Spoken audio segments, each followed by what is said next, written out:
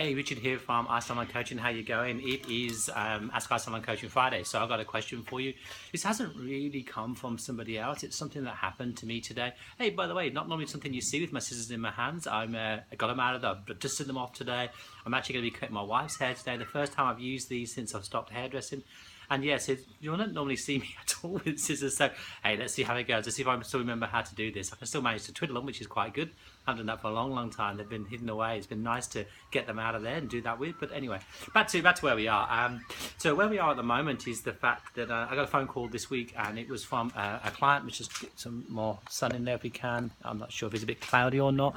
Let's see how we go. That's better. Through there is definitely better. Hey.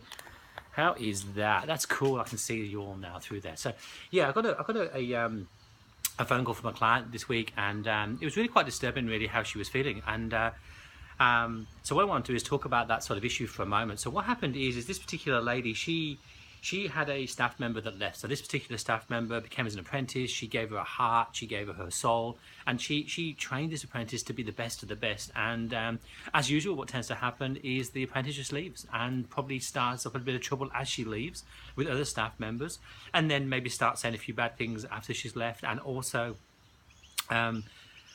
this day and age, social media is very easy to have a poke or a stab at someone really quite easily, and I think that's what's really happening. I think as a junior or as a senior, if you're working in a salon, I don't think you realise exactly what goes into making you who you are, especially as a salon owner. It's a lot of hard work. As a senior, what we tend to see is the salon owner drives these big flash cars, the salon owners have these big houses, and the salon owner makes all the money. But you don't see behind the scenes, the scenes where the salon owner is stressing to pay the bills. They sometimes go without wage themselves. Sometimes they have to really put the effort in, and their brain doesn't switch off. It's 3 a.m, they're still thinking about how many clients are going to come in to give you a wage. So you don't get to see any of this. So it's not as easy as we all think, and it is harder than we think. But it's just the flip side of a coin. It's like hearing somebody on a conversation and just hearing them on the telephone and just picking up one side. There's always two sides to this. And I think both have their elements. You do get some bad seniors out there, and you do get some bad salon owners out there. But in general, it's hard work owning a salon and building it all up. So this particular person is going through it at the moment. I hope she sees this video. I hope we had a chat and it all worked out pretty well.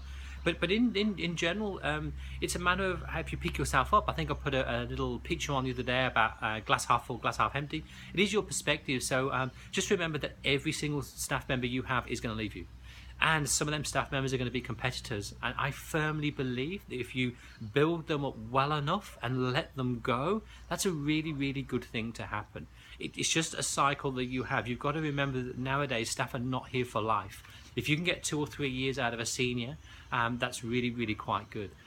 If you have loyalty programs in place, if you have policies in place, if you get to know what your dream is and you can share that dream with your team, and you get to know what each individual's dream is and try and get them to achieve that as well, they will stay longer and they will love you for it, because not everybody is working for you for the money. Believe it or not, it just isn't a money game anymore.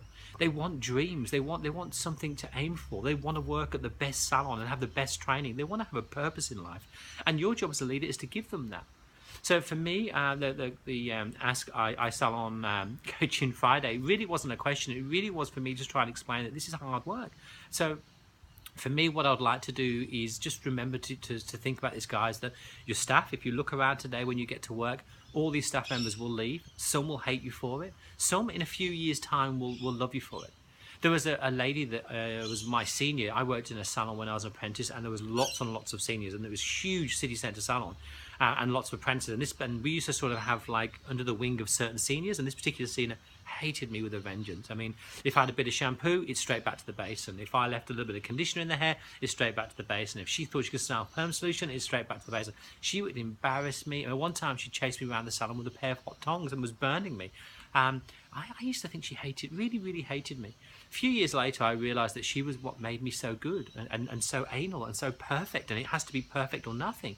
And I bumped into her once in a gym, and I hugged her and thanked her and said, you know, you made me who you are. I'm really grateful. So most of you seniors out there, the boss does what they do for a reason.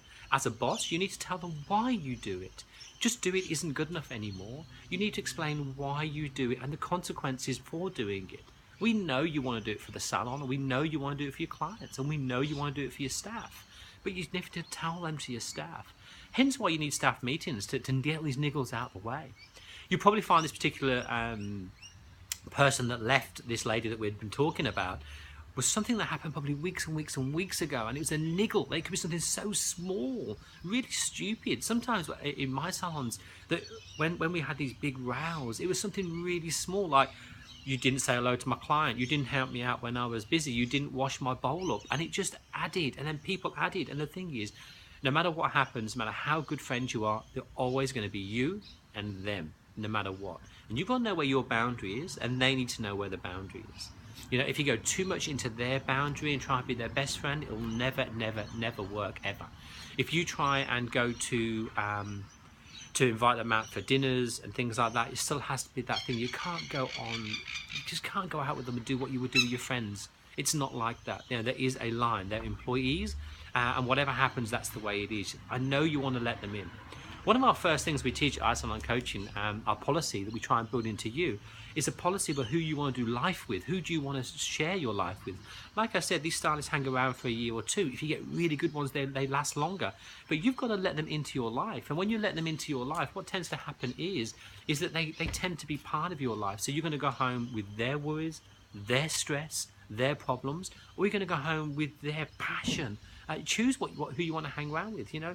These people emulate you and you emulate them. So if you surround yourself with great people, you're going to have a great time every single day.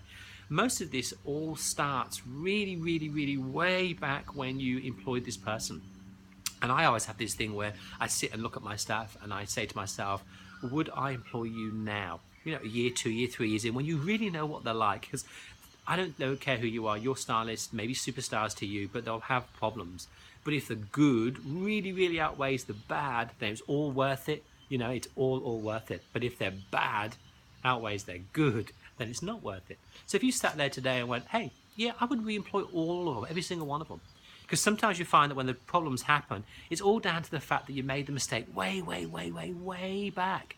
So, yeah, I personally believe that, the way you interview and the way you take on and the policy you have inside you when you decide exactly what you're going to do with this particular person, if you're actually going to do life with this person in a very short time, you need to know what attributes you like. And when you know that, they should be your top of your interview skills.